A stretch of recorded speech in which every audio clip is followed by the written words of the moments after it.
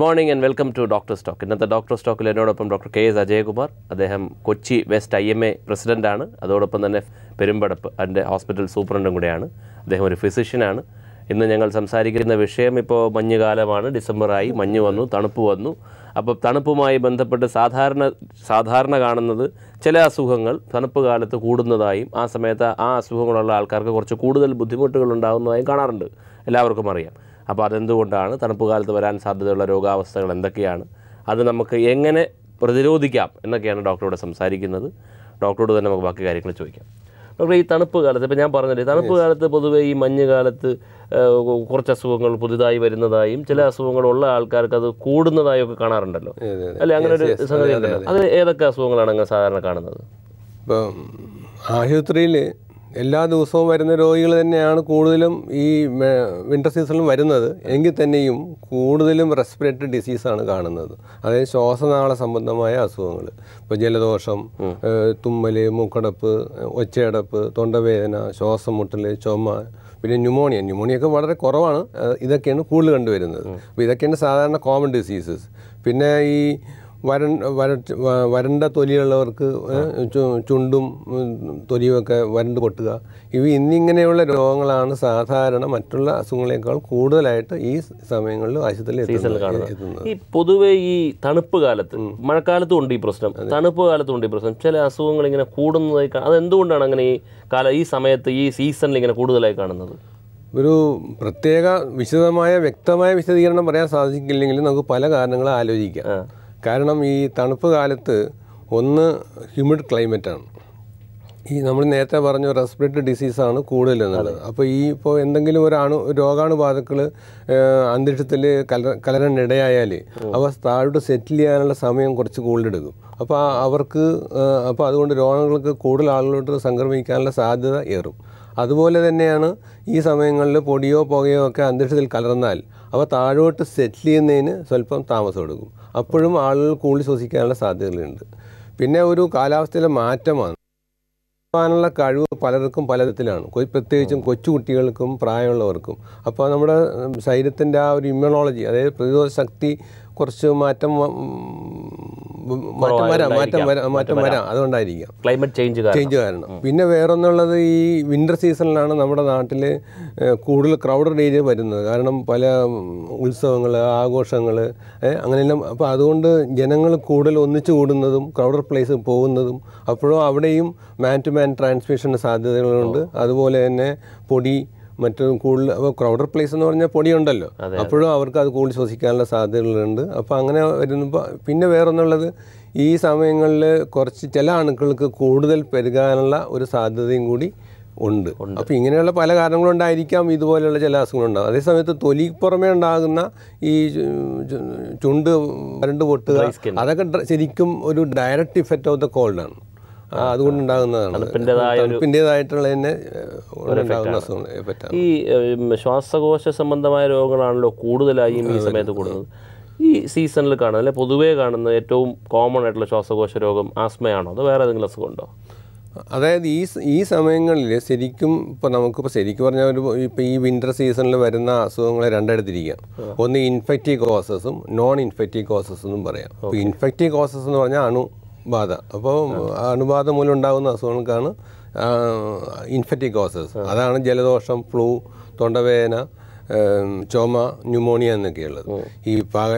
അത് പകരാൻ സാധ്യതയുള്ളതാണ്. അതേസമയത്ത് നോൺ ഇൻഫെക്റ്റീവ് കോസസ് എന്ന് പറയുന്നത് പൊടി, പുക, അലർജി മൂലം ഉണ്ടാകുന്നത്, തുമ്മൽ, ജലദോഷം, ആസ്മ, COPD ഇങ്ങനെയുള്ള അസുഖങ്ങൾ. അപ്പം സാധാരണ ഈ തണുപ്പ് കാലത്ത് കൂടുതലും കണ്ടുവരുന്നത് ഇപ്പോൾ നമ്മുടെ നാട്ടിൽ നോൺ ഇൻഫെക്റ്റീവ് കോസസ്, അതായത് ഈ പൊടിയും പുകയും ശ്വസിച്ചിട്ടുള്ള ആൾക്കാർക്ക് ആദ്യമായിട്ട് ഉണ്ടാകുന്നത് ഈ സമയത്താണ്, ഉള്ളവർക്ക് കൂടുന്നതും ഈ സമയത്താണ്. അപ്പോൾ ഒരു തണുപ്പ് ഒരു ട്രിഗറിങ് ഫാക്ടറാണ് ഇങ്ങനെയുള്ള അസുഖങ്ങൾക്ക്. ഈ ആസ്മ സാധാരണ ഈ സമയത്ത് കൂടുന്നതായിട്ട് കാണാറുണ്ടല്ലോ. അതുകൊണ്ടുണ്ട്, തീർച്ചയായിട്ടും. ആസ്മ നമുക്ക് ഈ സമയത്ത് ഈ തണുപ്പ് കാലത്ത് ആസ്മ അങ്ങനെ കൂടാതിരിക്കാൻ, ഇപ്പോൾ ഒരു ആസ്മ ഉള്ള ഒരാളാണെങ്കിൽ, ഇത് കണ്ടിരിക്കുന്ന ഒരാളുണ്ടെങ്കിൽ ആ ആൾ ശ്രദ്ധിക്കേണ്ട കാര്യങ്ങൾ എന്തൊക്കെയായിരിക്കും? ഇപ്പോൾ ആസ്മ എന്ന് പറയുന്നത് ഒരു പ്രൈമറി ഒരു അലർജി ഡിസീസാണ്, ഒരു ജനറ്റിക് ഡിസീസാണ്. മിക്കവർക്കും കുട്ടിക്കാലം മുതൽ തന്നെ ചെറിയ തോതിലുണ്ടാകുകയും ചിലർക്ക് കുട്ടിക്കാലം വന്നിട്ട് മാറിയിട്ട് പിന്നെ ഒരു 10-30 വർഷം കഴിഞ്ഞ് വീണ്ടും ഉണ്ടാകുകയും ചെയ്യുന്ന ആൾക്കാരും ഉണ്ടാകുമായിരിക്കും ആസ്മ. അപ്പോൾ ഇവർക്കൊക്കെ എല്ലാവർക്കും ഒരു ട്രിഗറിങ് ഫാക്ടർ ഉണ്ടാവും, മിക്കവാറും ഒരു പ്രൊവക്കേറ്റീവ് ഫാക്ടർ ഉണ്ടാവും. പലർക്കും പലതരം, ചിലർക്ക് തണുപ്പായിരിക്കും, ചിലർക്ക് പൊടിയായിരിക്കും, ചിലർക്ക് പക്ഷികളുടെ അല്ലെങ്കിൽ മൃഗങ്ങളുടെ രോഗങ്ങളായിരിക്കും. അങ്ങനെ പല തരത്തിലുള്ള അന്തരീക്ഷ മലിനീകരണങ്ങൾ ഒരു ട്രിഗർ ഫാക്ടർ ഉണ്ടാവും. ഇവർ പലർക്കും ആ ട്രിഗർ ഫാക്ടറിൽ നിന്ന് അകന്ന് നിൽക്കുക. ഇപ്പോൾ എന്തെങ്കിലും പ്രത്യേകിച്ച് രീതിയിൽ അവർക്ക് മനസ്സിലായിട്ടുണ്ടെങ്കിൽ അത് നകർന്നു നിൽക്കുക, മരുന്നുകളൊക്കെ കൃത്യമായിട്ട് തന്നെ ഉപയോഗിക്കുക. ഇതൊക്കെയായിരിക്കും മിക്കവാറും ആസ്മ വരാനുള്ള പ്രിവെൻറ്റീവ് ആയിട്ട് നമ്മൾ ചെയ്യാനുള്ള സാധിക്കുന്നത്. ഈ ആസ്മയുടെ ട്രീറ്റ്മെൻറ്റ് കാര്യം പറഞ്ഞാൽ പൊതുവേ ഈ ആസ്മയുടെ ട്രീറ്റ്മെൻറ്റിന് വളരെ കോമൺ ആയിട്ട് ഉപയോഗിക്കുന്ന സാധനമാണ് ഇൻഹേലർ. അതെ അതെ. അതേസമയം തന്നെ പൊതുജനങ്ങളുടെ ഇടയിൽ ഒരു ധാരണ, ഒരു തെറ്റിദ്ധാരണയാണോ എന്താണെന്ന് അറിയില്ല, ഒരു ധാരണ ഈ ഇൻഹേലേഴ്സ് ഉപയോഗിക്കുക എന്ന് പറയുന്നത് ഈ ആസ്മയുടെ ഏറ്റവും അങ്ങേയറ്റത്തെ സ്റ്റേജിൽ ഉപയോഗിക്കേണ്ട ഒരു സാധനമാണെന്നും അത് ഉപയോഗിച്ച് കഴിഞ്ഞാൽ അതിനോടൊരു അഡിക്ഷൻ ഡെവലപ്പ് ചെയ്യുന്നൊക്കെ പറയാം. അതിലെന്തെങ്കിലും വാസ്തവമുണ്ട്? അത് ശരിക്കും ജനങ്ങളുടെ ഇടയിലുള്ള തെറ്റായ ധാരണയാണ്. പക്ഷേ ഇപ്പോൾ നമ്മൾ ആസ്മയുടെ ട്രീറ്റ്മെൻറ്റിൻ്റെ ഫസ്റ്റ് പാർട്ടെന്ന് പറയുന്നത് തന്നെ ഇൻഹേലറാണ്. ആ ഇൻഹേലർ ആദ്യത്തെ നാളുകളിൽ ചിലപ്പോൾ ഇവർക്ക് എപ്പോഴും ഉപയോഗിക്കേണ്ട കാര്യം വരുന്നില്ല, വല്ലപ്പോഴുമായിട്ട് വരിക, ട്രിഗർ ഫാക്ടർ ഒഴിവാക്കുക, ഇൻഹേലർ ഉപയോഗിക്കുക. ഇൻഹേലർ പ്രത്യേകത എന്ന് പറഞ്ഞാൽ ഏത് വ്യക്തിക്കും ഉപയോഗിക്കാവുന്ന അതൊരു സ്കില്ലാണ്, അത് വ്യക്തിക്ക് ഉപയോഗിക്കാവുന്ന ഒരു മരുന്നാണ്. അത് നമ്മുടെ ശരീരത്തിൻ്റെ പാർശ്വഫലങ്ങൾക്കും തീർത്തും ഇല്ലെന്ന് തന്നെ പറയാം. കാരണം ഈ മരുന്നുകൾ ഉപയോഗിക്കുന്ന ശരിക്കും ആസ്മ എന്നത് ഒരു ശ്വാസകോശ സംബന്ധ രോഗമാണല്ലോ. അപ്പോൾ ആ ശ്വാസകോശത്തിലോട്ട് ഡയറക്റ്റായിട്ട് എത്തിക്കുന്ന ഒരു മരുന്നാണ്. അപ്പോൾ മറ്റുള്ള ശരീരത്തിലോട്ട് ഇതധികം പ്രവേശിക്കുന്നില്ല. കൂടാതെ തന്നെ ഇതിനകത്ത് ഈ ഇൻഹേലർ തന്നെ പലതരത്തിലുണ്ട്. സ്റ്റിറോയിഡ് ഇല്ലാത്തതുകൊണ്ട്, സ്റ്റിറോയിഡ് ഉള്ളതുകൊണ്ട്. അപ്പോൾ തുടർച്ചയായ ശ്വാസം മുട്ടുള്ള ആളുകൾക്ക് സ്റ്റിറോയിഡ് അടങ്ങിയിട്ടുള്ള ഇൻഹേലർ നേരത്തെ തന്നെ ഉപയോഗിക്കുകയും ആ ഡോക്ടറുടെ നിർദ്ദേശാനുസരണം മുടങ്ങാതെ കൃത്യമായിട്ട് ഉപയോഗിക്കുകയും ചെയ്തു കഴിഞ്ഞാൽ, ട്രിഗർ ഫാക്ടർ ഒഴിവാക്കി കഴിഞ്ഞാൽ ചിലപ്പോൾ ആസ്മയിൽ നിന്നൊരു ക്യൂർ തന്നെ നമുക്ക് പ്രതീക്ഷിക്കാവുന്നതാണ്. ഇൻഹേലർ മര്യാദയ്ക്ക് ഉപയോഗിക്കുകയാണെങ്കിൽ. ഈ ഇൻഹേലർ പോലെ തന്നെയാണ് ഡോക്ടർ ഇപ്പോൾ പറഞ്ഞത് സ്റ്റിറോയിഡ്. അതും ഇതുപോലെ ഒരു ആൾക്കാർക്ക് ഒരു സ്റ്റിഗ്മ ഉള്ള ഒരു സാധനമാണ്. അതായത് സ്റ്റിറോയിഡ് ഉപയോഗിച്ച് കഴിഞ്ഞാൽ കുഴപ്പമാണ്. സ്റ്റിറോയിഡ്സിന് സൈഡ് എഫക്ട്സ് ഉണ്ട്, പക്ഷേ അതൊരു ഡബിൾ എഡ്ജഡ് വെപ്പൺ എന്ന് പറയാം. അത് വളരെ ജുഡീഷ്യസ് ആയിട്ട് ഇൻ്റലിജൻ്റ് ആയിട്ട് ഉപയോഗിച്ചാൽ നമ്മുടെ ജീവൻ രക്ഷിക്കുന്ന മരുന്നും അത് ഡോക്ടർമാരുടെ നിർദ്ദേശാനുസരണം അല്ലാതെ വളരെ വ്യാപകമായിട്ട് ഉപയോഗിച്ചാൽ മാത്രമേ അതിൻ്റെ സൈഡ് എഫക്ട്സ് വരികയുള്ളൂ. അത് വളരെ അത് എപ്പോഴും ഒരു ഡോക്ടറുടെ കീഴിൽ ഒരു ഫിസിഷ്യൻ്റെയോ റെസ്പിറേറ്ററി ഫിസിഷ്യൻ്റെയോ കീഴിൽ അതിൻ്റെ ജുഡീഷ്യസ് ആയിട്ട് വളരെ ഉപയോഗിച്ച് കഴിഞ്ഞാൽ നമുക്ക് ഈ ആസ്മ വളരെ വളരെ കൺട്രോൾ ചെയ്ത് നിർത്താൻ സാധിക്കും. സാധാരണ ലൈഫ് തന്നെ കൊണ്ടുപോകാൻ സാധിക്കും. ഡോക്ടറെ, നമ്മളിപ്പം ആസ്മയുടെ കാര്യം പറഞ്ഞു. ആസ്മ പോലെ തന്നെയാണ് ഈ സമയത്ത് ഇൻഫെക്റ്റീവായിട്ടുള്ള ശ്വാസകോശ രോഗങ്ങൾ വരാൻ സാധ്യതയുള്ള സമയം. അപ്പം നമുക്ക് ഈ ഒരു സിംറ്റംസ് വെച്ചിട്ട് ഇതൊരു പ്രശ്നമാണ്, ഇതൊരു ഡോക്ടറെ കൺസൾട്ട് ചെയ്യേണ്ടതാണ് എന്ന് എവിടെ തിരിച്ചറിയാം? അതായത് ഇപ്പോൾ ഇൻഫെക്റ്റീവ് കോസസ് എന്ന് പറഞ്ഞാൽ അണുസംക്രമണം മൂലം ഉണ്ടാകുന്നതാണ്. അപ്പോൾ നമുക്ക് രണ്ട് തരത്തിലുള്ള ഇൻഫെക്ഷൻ ഉണ്ട്. ഒന്ന് intrinsic infection, extrinsic infection. Intrinsic എന്ന് പറഞ്ഞാൽ നമ്മുടെ ശരീരത്തിൽ തന്നെ കുടികൊള്ളുന്ന ചില അണുക്കൾ നമ്മുടെ പ്രതിശക്തി കുറയുന്ന സമയത്തോ അല്ലെങ്കിൽ നമ്മൾ കൂടുതലായിട്ട് തണുപ്പ് കാറ്റടിക്കുന്ന സമയത്തോ അവൻ പെട്ടെന്ന് ആ അണുക്കൾ പെട്ടെന്ന് ശക്തി പ്രാപിച്ച് നമുക്ക് ഉണ്ടാകുന്ന അസുഖത്തിനാണ് ഇൻട്രിൻസിക് അസുഖം എന്ന് പറയുന്നത്. അതേസമയം എക്സ്ട്രിൻസിക് അസുഖം എന്ന് പറഞ്ഞാൽ നമ്മളിപ്പോൾ ക്രൗഡ് റേറ്റിട്ട് പോകുന്നു, അല്ലെങ്കിൽ ഒരു രോഗിയെ കാണാൻ പോകുന്നു, അല്ലെങ്കിൽ അങ്ങനെ മറ്റുള്ളവരിൽ നിന്ന് പകരുന്ന അസുഖം, അതാണ് മാൻ ടു മാൻ ട്രാൻസ്മിഷൻ. അതാണ് എക്സ്ട്രിൻസിക് കോസ് വരുന്നത്. ഇതൊക്കെ വന്നു കഴിഞ്ഞാൽ നമുക്ക് സാധാരണ ഇൻഫെക്ഷൻ്റെ ഒരു പൊതുവായിട്ടുള്ളൊരു ലക്ഷണം എന്ന് പറയുന്നത് പനിയാണ്. പനി, ശരീരം വേദന, അതോടുകൂടി മൂക്കൊലിപ്പോ മൂക്കടപ്പോ ചുമയുണ്ടാകുക, അതോടുകൂടി കഫത്തിനൊക്കെ മഞ്ഞനിറം ഉണ്ടാകുക. അപ്പോൾ ഒരു ഇൻഫെക്ഷൻ തന്നെയാണെന്ന് അനുമാനിക്കുകയും അത് വെച്ചുകൊണ്ടിരിക്കാതെ എത്രയും പെട്ടെന്ന് തന്നെ ഒരു ഡോക്ടറുടെ നിർദ്ദേശാനുസരണം ചികിത്സ തുടങ്ങിയാൽ കടുത്ത രോഗങ്ങളിലോട്ട് പോകാതിരിക്കുകയും, ഇപ്പോൾ ന്യൂമോണിയ പോലെയുള്ള അസുഖങ്ങളൊക്കെ ഇപ്പോൾ കാണത്തിൻ്റെ കാരണം ഇപ്പോൾ ജനങ്ങൾ കൂടുതൽ ബോധവാന്മാരാണ്. അതുകൊണ്ട് അവർ പെട്ടെന്ന് വരുന്നത് കൊണ്ടാണ് ഇപ്പം ന്യൂമോണിയ ഒന്നും വളരെ വളരെ ചുരുക്കമായിട്ടേ കാണുന്നുള്ളൂ.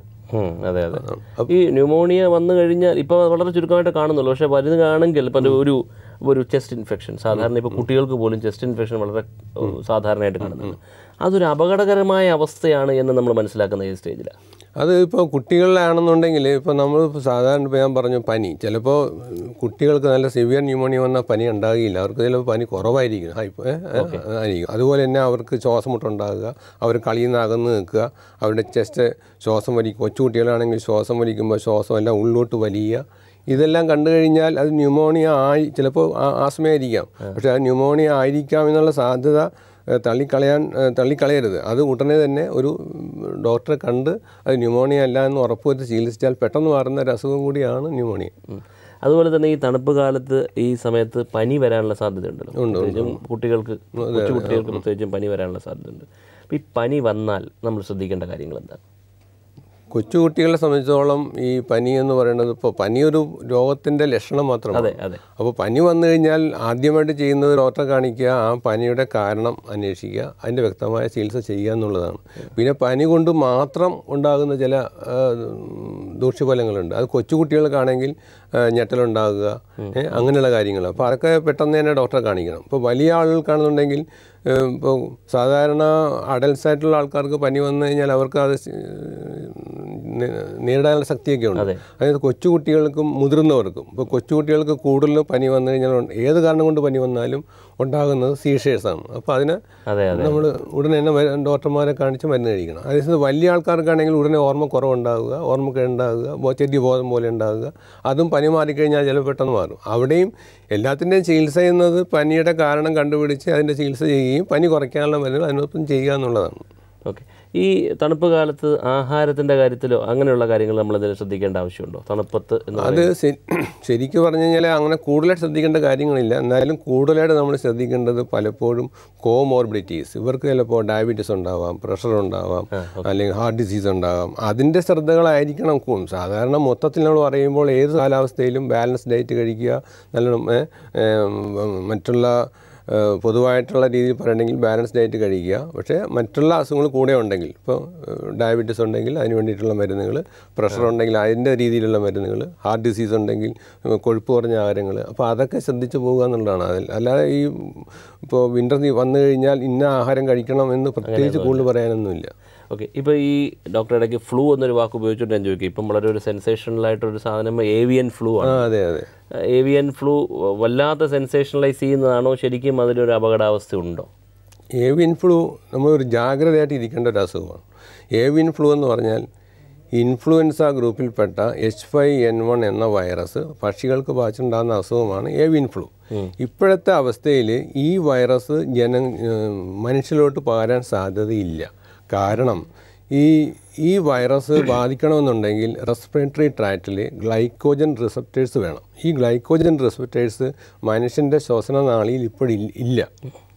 അദ്ദേഹത്തെ കോഴിയുടെയും താറാവിൻ്റെയും എല്ലാം ഉണ്ട്.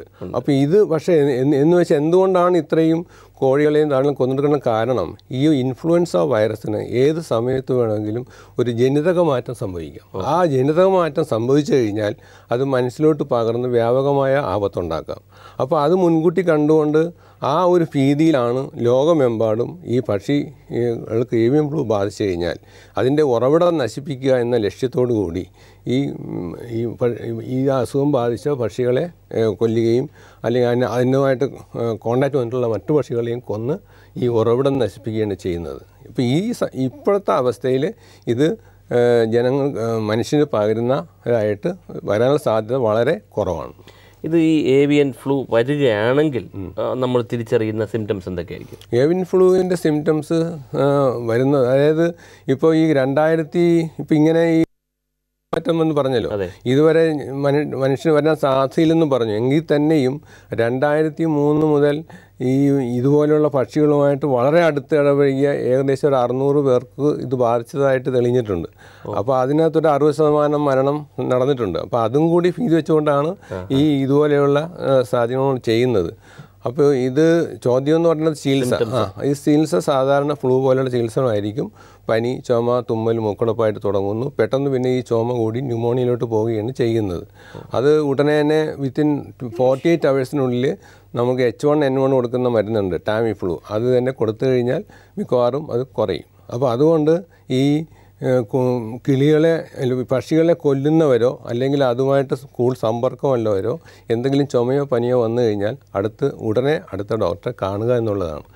ഇപ്പോൾ ഇതിങ്ങനെ ജനങ്ങൾക്ക് മനുഷ്യർക്ക് പകരാൻ സാധ്യത കുറഞ്ഞ ഒരു വൈറസാണ്.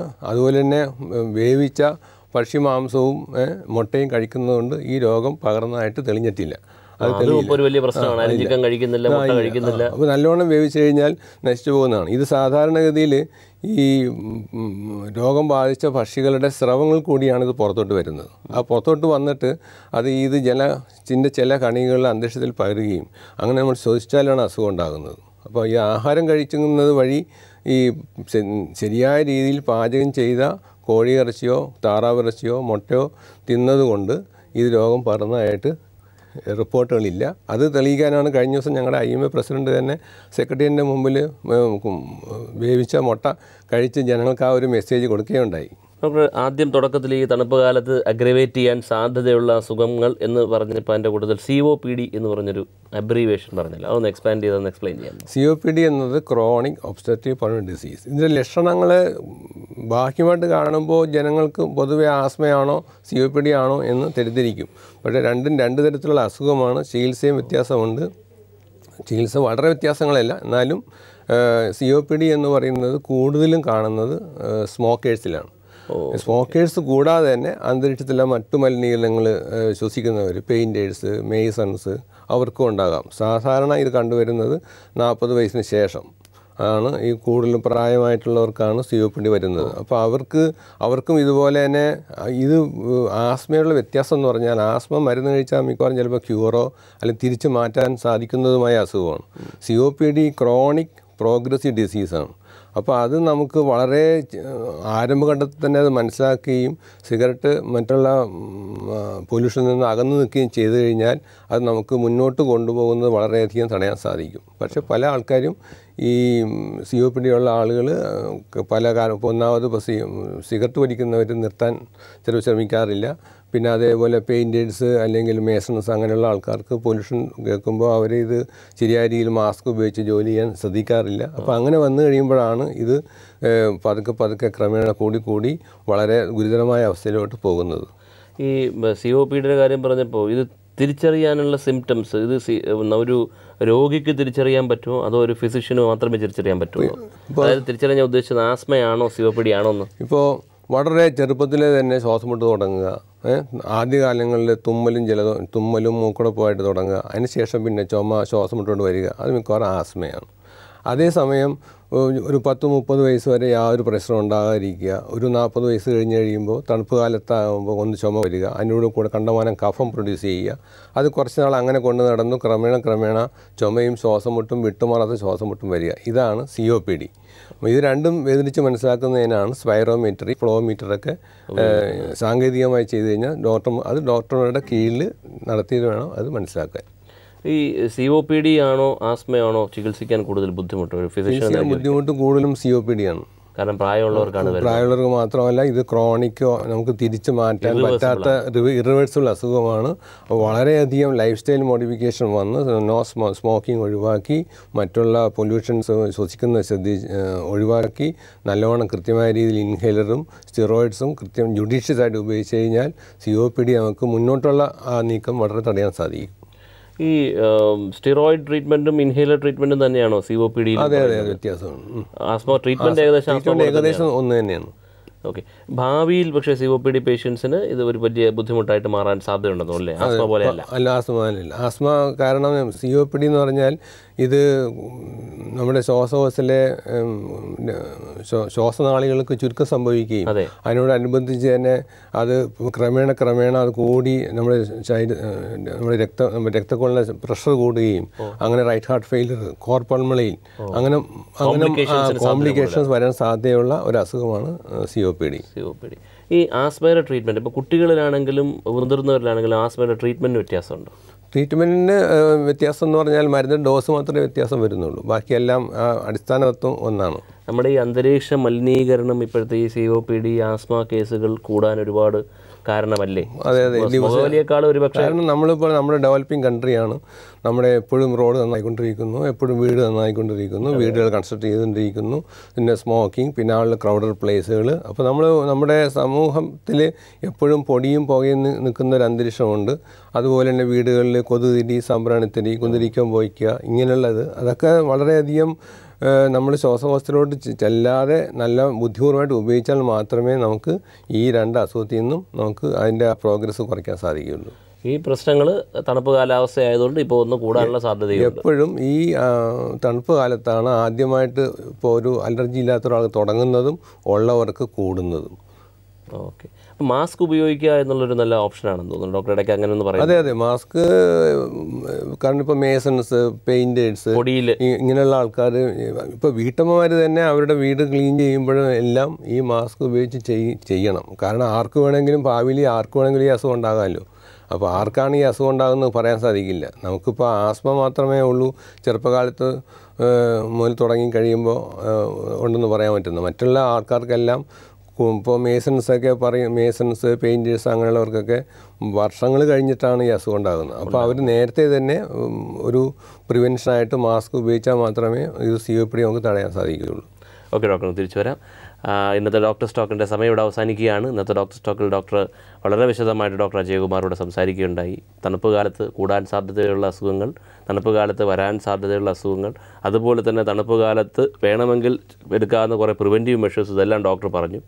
മാസ്ക് ഉപയോഗിക്കുക, നമുക്ക് എനിക്ക് വളരെ സ്ട്രൈക്കിംഗ് ആയിട്ട് തോന്നിയത് മാസ്ക് ഉപയോഗിക്കണമെന്ന് പറഞ്ഞ കാര്യമാണ്. വെച്ചാൽ നമ്മുടെ എൻവയോൺമെൻറ്റൽ പൊല്യൂഷൻ എന്ന് പറയുന്നത് വളരെയധികം കൂടുതൽ, പ്രത്യേകിച്ചും കൊച്ചിയിൽ ഏറ്റവും കൂടുതൽ പൊല്യൂഷനുള്ള സ്ഥലങ്ങളിലൊന്ന് കൊച്ചിയാണെന്നാണ് പറയുന്നത്. നമുക്ക് എൻവയോൺമെൻറ്റ് പൊല്യൂഷൻ തടയാനായിട്ട് നമുക്ക് ചെയ്യാൻ പറ്റുന്നത് നമ്മൾ പൊടിയുള്ള സാഹചര്യങ്ങളിൽ പോകുമ്പോൾ മാസ്ക് ഉപയോഗിക്കുക എന്നുള്ളതാണ്. അതിൽ ഏറ്റവും രസകരമായിട്ടൊരു കാര്യം വെച്ചാൽ ഈയിടയ്ക്ക് ഇവിടുത്തെ റോട്ടറി ക്ലബിൻ്റെ ക്യാൻസർ കെയർ പ്രോജക്റ്റുമായി ബന്ധപ്പെട്ട് ഇവിടുത്തെ ട്രാഫിക് പോലീസുകാർക്ക് മാസ്ക് വിതരണം ചെയ്തു. അത് ഏറ്റവും കൂടുതൽ പൊടിയിൽ എക്സ്പോസ്ഡായി വരുന്ന ഒരു വിഭാഗമാണ് ഈ ട്രാഫിക് പോലീസുകാർ. പൊടിയും പുകയും, വാഹനങ്ങളുടെ പുകയും. ഈ മാസ്ക് വിതരണം ചെയ്ത ഡോക്ടർ ഒരു കഴിഞ്ഞ ദിവസം കണ്ടപ്പോൾ പറഞ്ഞതാണ്, ഈ മാസ്ക് വിതരണം ചെയ്ത 2 ദിവസം തന്നെ ഒരു വച്ചുള്ളൂ, പിന്നെ മാസ്ക് തൊട്ടിട്ടില്ലെന്ന്. അപ്പോൾ ജനങ്ങൾക്ക് അതിനോടുള്ളൊരു അവബോധം, ഒരു അവയർനെസ് ക്രിയേറ്റ് ചെയ്യുക എന്നുള്ളതും കൂടി ഇതിനകത്ത് വളരെ ഇമ്പോർട്ടൻ്റ് ആണ്. അപ്പം നമ്മുടെ അന്തരീക്ഷത്തിൽ നിന്ന് വലിച്ച് ശ്വാസകോശത്തിലേക്ക് കയറ്റുന്ന പൊടിയും പുകയും ഒക്കെ ഭാവിയിൽ നമ്മുടെ ശ്വാസകോശത്തിൻ്റെ നല്ല നടപ്പിനെ ചിലപ്പോൾ വേണ്ട വിധത്തിൽ ബാധിക്കാൻ സാധ്യതയുണ്ട്. അതുകൊണ്ട് തന്നെ കഴിയുന്നിടത്തോളം പൊല്യൂഷനിൽ നിന്ന് ഒഴിഞ്ഞ കാലത്ത് ശ്രദ്ധിക്കേണ്ട കാര്യങ്ങൾ ഡോക്ടർ പറഞ്ഞതുപോലെ ശ്രദ്ധിക്കുക. ഏവിയൻ ഫ്ലൂ അത്ര വലിയൊരു സംഭവമല്ല എന്നാണ് ഡോക്ടർ പറഞ്ഞത്. എന്നാലും ശ്രദ്ധിക്കേണ്ട കാര്യങ്ങളുണ്ട്. ചിക്കൻ കഴിച്ചതുകൊണ്ടും മുട്ട കഴിച്ചതുകൊണ്ടും കുഴപ്പമില്ല എന്നും ഡോക്ടർ പറഞ്ഞു. അതൊന്നുകൂടെ ഓർമ്മിപ്പിച്ചുകൊണ്ട് അടുത്ത ആഴ്ച വീണ്ടും കാണാൻ പറ്റിയ വിഷയമായിട്ട് ബൈ.